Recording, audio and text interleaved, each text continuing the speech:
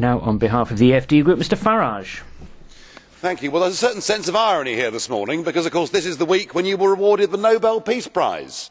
This great achievement. I thought the award bizarre, particularly as this morning what we're discussing are a new range of measures that will further pile on the agony for those southern Eurozone states. Europe is now split from north to south with increasing violence and enmity between the peoples of the north of Europe and the south of Europe. So I don't think the Peace Prize was really very appropriate.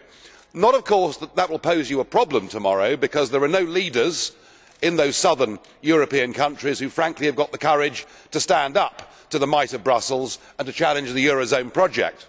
But what you will have at tomorrow's summit, yet again, is the curious case of Mr Cameron. Because on the one hand, he's a big ally. He resists having a referendum. He publicly states again and again that he wants Britain to remain a member of the European Union.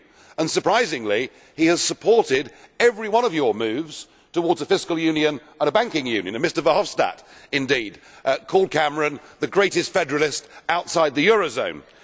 And yet, on the other hand, he can't go along with any of this because politically the financial transaction tax, the banking union are quite impossible in Britain.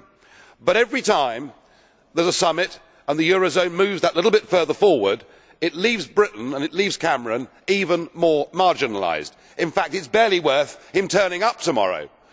The great debate in Britain has always been that the single market has been the victory of our membership of the Union and that we have great influence over that single market. Well, increasingly, we are going to be excluded from the key decisions that affect that single market, and given the hostility, and I am sorry to disappoint my Conservative friends here, but there is hostility now towards Britain in this place. They blame their economic problems on our City of London. Frankly, the argument that the single market benefits Britain and that we have any influence over it is now disappearing, and very shortly, I think, you will be glad to see the back of us.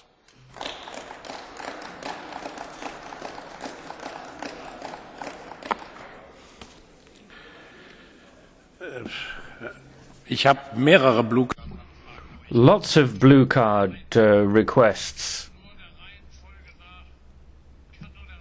but Mr. Goerens was first. Monsieur le Président. Le discours de Monsieur Farage.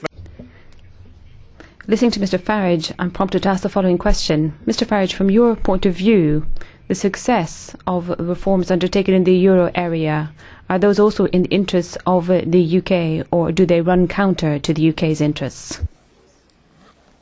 The story goes, and Mr Cameron's story and Mr Barroso's story and most people here's story is that the euro is something that needs to be saved, and therefore the more money we throw at it, the more guarantees we put behind it, that's a good thing, because the break-up of the Eurozone would be a very difficult and perhaps perilous course to go down. I'm afraid that there is a problem with this, that nothing that is being done, whether it's the banking union or the fiscal union, does a single thing to change the problem that there is a massive competitive gap between the German economy and the Mediterranean economies, and if we carry on down this route of saving the euro, we will finish up in those southern Mediterranean states probably with violent revolution. And so I would say it is better, if we were good Europeans, we would break up the Eurozone and recognise that Greece, Spain and Portugal should never have joined in the first place.